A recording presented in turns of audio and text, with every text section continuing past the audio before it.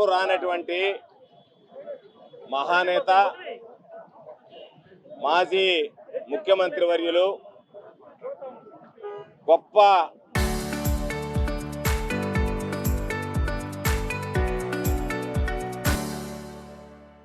మానవతావాది, ప్రజల హృదయాల్లో చిరస్థాయిగా చిరస్మరణీయుడిగా నిలిచిపోయినటువంటి మహోన్నతమైనటువంటి వ్యక్తిత్వం కలిగినటువంటి స్వర్గీయ శ్రీ వైఎస్ రాజశేఖర రెడ్డి గారి జయంతి సందర్భంగా ఆ మహనీయునికి ఈరోజు ఘనమైనటువంటి నివాళులు అర్పిస్తున్నాం.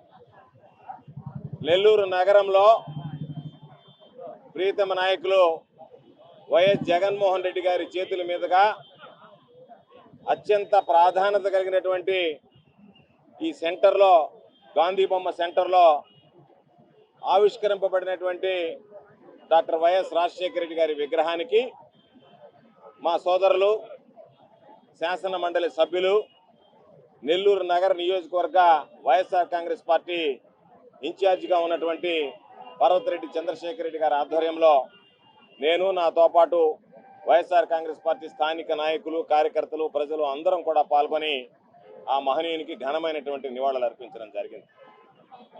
రాజశేఖర రెడ్డి గారి పేరు చెబితేనే ఈరోజు ప్రజలు కంటతడి పెట్టుకుని ఆయన జ్ఞాపకాలను స్మరించుకుంటూ తిరిగి రాని లోకాలకు వెళ్ళినటువంటి రాజశేఖర రెడ్డి గారిని మరలా మా కోసం జన్మించవా అని చెప్పి వేడుకుంటున్నారు అంటేనే ఆయన యొక్క ఆలోచన, ఆయన పరిపాలన దక్షత, ప్రజల పట్ల ఆయన చూపినటువంటి ఆ ఉదారమైనటువంటి వ్యక్తిత్వం, మనస్తత్వం బహుశా నాకు తెలిసి ఎన్నడూ కూడా మర్చిపోలేనటువంటి పరిస్థితి. ఈరోజు ఎన్నో రకాలైనటువంటి కార్యక్రమాలు ఆయన హయాంలో రూపుదిద్దుకున్నాయి.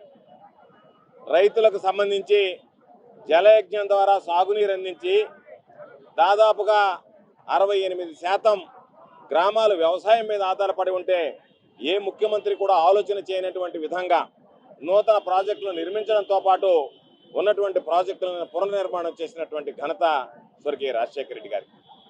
దానితో పాటు గతంలో మాదిరిగా చంద్రబాబు నాయుడు 2004 ముఖ్యమంత్రిగా ఉన్నప్పుడు ఎవరన్నా పెన్షన్ తీసుకునేటువంటి వాళ్ళు చనిపోతే తప్ప కొత్త పెన్షన్ ఇచ్చేటువంటి పరిస్థితి లేదు.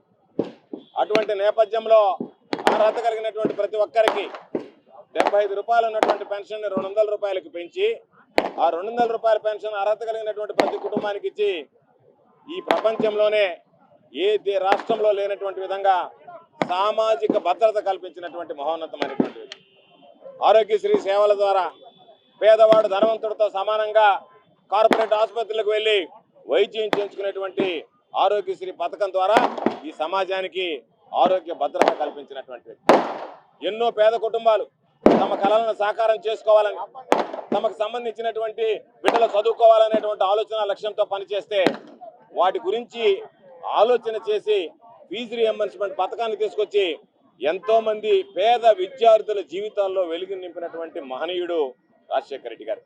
ఇలా చెప్పుకుంటూ పోతే అనేక రకాలైనటువంటి కార్యక్రమాలు. ఎప్పుడో రామారావు గారు పెట్టినటువంటి 2 రూపాయల కిలో బియ్యం పథకాన్ని చంద్రబాబు నాయుడు గిట్టుబాటు కాదు, ప్రభుత్వానికి నష్టం వస్తుందని తీసేస్తే మరలా పేదవాడికి ఆహార భద్రత కల్పించాలని 2 రూపాయల కిలో బియ్యం తెచ్చినటువంటి మహోన్నతమైనటువంటి మనిషి. కాబట్టి అనేక రకాలుగా నెల్లూరు జిల్లాకు సంబంధించి కృష్ణపట్నం పోర్టు నిర్మాణంలో కానీ, ఆ రోజు స్ట్రెచ్లు తీసుకురావడంలో కానీ, సంగం నెల్లూరు బ్యారేజీల పునర్నిర్మాణంలో కానీ జరిగినటువంటి ప్రతి విషయంలో కూడా రాజశేఖర రెడ్డి గారు వేసినటువంటి అడుగు పేద ప్రజల, ఈ రాష్ట్ర ప్రజల అభ్యున్నతి కోసం వేసినటువంటి మలుపుగా మనందరం భావిస్తూ ఈరోజు ఆయన లేనటువంటి లోటు ఈరోజు నిజంగా ఎవరూ తీర్చలేనిది. కాబట్టి ఆంధ్ర రాష్ట్ర ప్రజలకి రాజశేఖర రెడ్డి గారిని కోల్పోవడం మనకు శాపమైతే, రాజశేఖర రెడ్డి గారి బిడ్డ జగన్మోహన్ రెడ్డి గారి రూపంలో రాజశేఖర రెడ్డి గారు మనకు అందించడం ఒక వరం లాంటిది అని చెప్పి సందర్భంగా గుర్తు చేస్తున్నాను. అందుకనే రాజశేఖర రెడ్డి గారి యొక్క ఆశలు, రాజశేఖర రెడ్డి గారి ఆశయాల సాధన కోసం జగన్మోహన్ రెడ్డి గారు అలుపెరగనటువంటి పోరాటం చేశాడు. అభివృద్ధి సంక్షేమ కార్యక్రమాలు అందించాడు. ఎవరో ఆలోచన చేయనటువంటి విధంగా సామాజిక న్యాయం కోసం తప్పించాడు. అన్ని వర్గాల ప్రజలకి సమన్యాయం చేయాలనేటువంటి ఆలోచనతో కేవలం వాళ్ళకి అభివృద్ధి సంక్షేమ కార్యక్రమాలే కాకుండా రాజ్యాధికారం వైపు అడుగులు వేయించేటువంటి పరిస్థితి తీసుకొచ్చాడు. అందుకనే ప్రభుత్వం ఈరోజు కోల్పోయినా, వైఎస్ఆర్ కాంగ్రెస్ పార్టీ ప్రభుత్వం లేకపోయినా, తెలుగుదేశం ప్రభుత్వం అధికారంలోకి వచ్చినా 2 సంవత్సరాలు 25 నెలల కాలంలోనే ప్రజలందరూ కూడా జగన్మోహన్ రెడ్డి గారి నాయకత్వాన్ని కోరుకుంటున్నారు. జగన్మోహన్ రెడ్డి గారు లాంటి వ్యక్తి ఉంటే ఈరోజు అభివృద్ధి సంక్షేమ కార్యక్రమాలతో ఆంధ్ర రాష్ట్రం మరింత పరుగులు తీసి ఉండేది అని చెప్పి ప్రజలు అభిప్రాయపడుతున్నటువంటి నేపథ్యంలో రాజశేఖర రెడ్డి గారి దీవెనలు, రాజశేఖర రెడ్డి గారి ఆశీస్సులు ఎలవెలలా జగన్మోహన్ రెడ్డి గారి మీద ఉండాలని, ప్రజలందరికీ కూడా రాజశేఖర రెడ్డి గారి చల్లని దీవెనలతో మరలా తిరిగి 2029లో రాజశేఖర రెడ్డి గారి పాలన, రాజన్న కలలు కన్నటువంటి రామరాజ్యం మరలా తిరిగి జగన్మోహన్ రెడ్డి గారి ద్వారా ఆంధ్ర రాష్ట్రంలో రావాలి అని చెప్పి ఆశిస్తూ ఆకాంక్షిస్తూ మరొక్కసారి మరుపురానటువంటి మహానేత స్వర్గీయ రాజశేఖర రెడ్డి గారికి ఘనమైనటువంటి నివాళులు అర్పిస్తాం.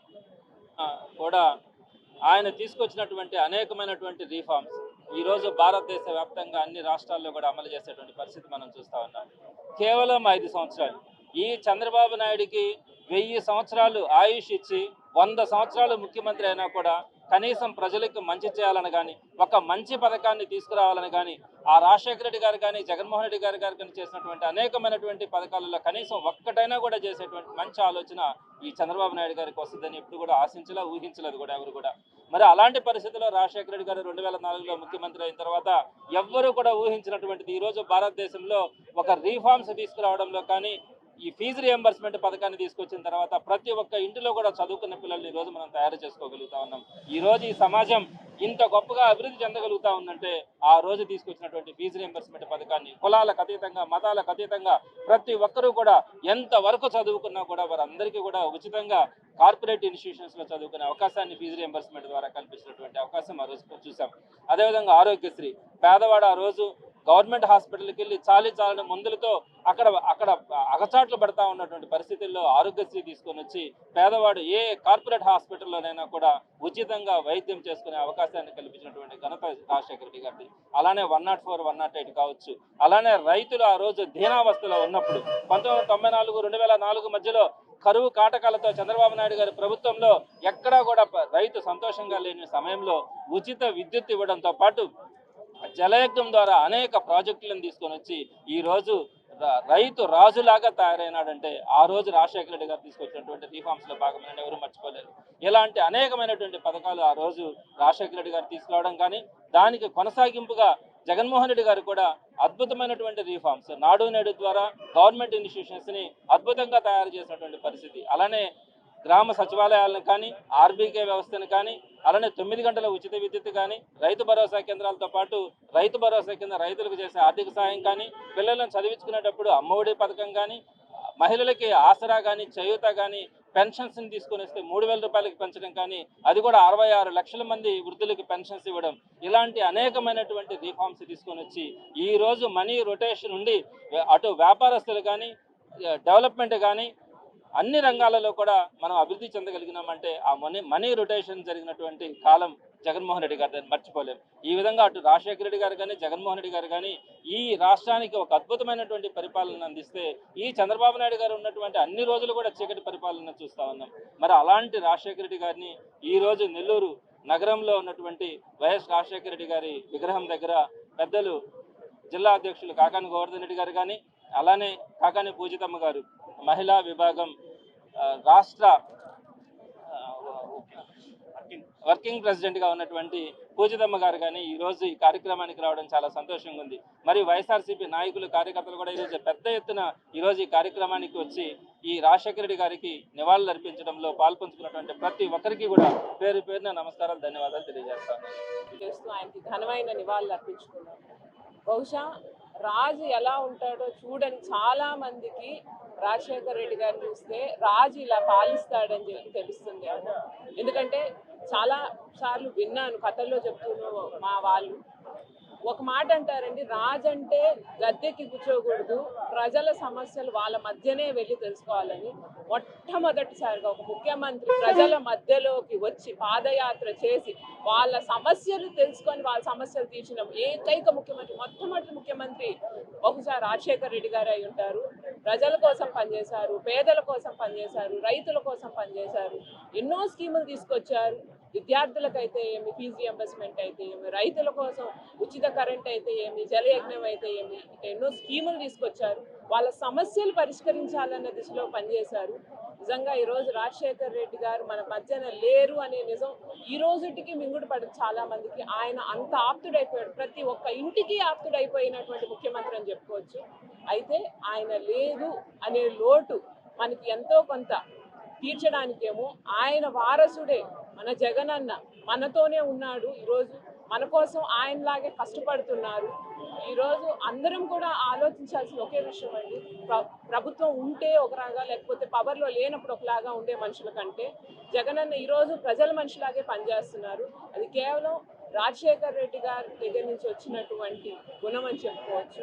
ఈరోజు ఆ కుటుంబంలో ఇంకొక మనిషి మన కోసం ఇంత కష్టపడుతున్నారని మనం ఈరోజు ఆయన ఎక్కడున్నా కానీ నా కొడుకు కూడా ప్రజల కోసం నాలాగే కష్టపడుతున్నారని సంతోషపడుతూ ఉంటారని కోరుకుంటూ ఇంకొకసారి ఆయన ఘనమైన మనస్ఫూర్తిగా అర్పించినట్టు జోహార్ వ్యాస్.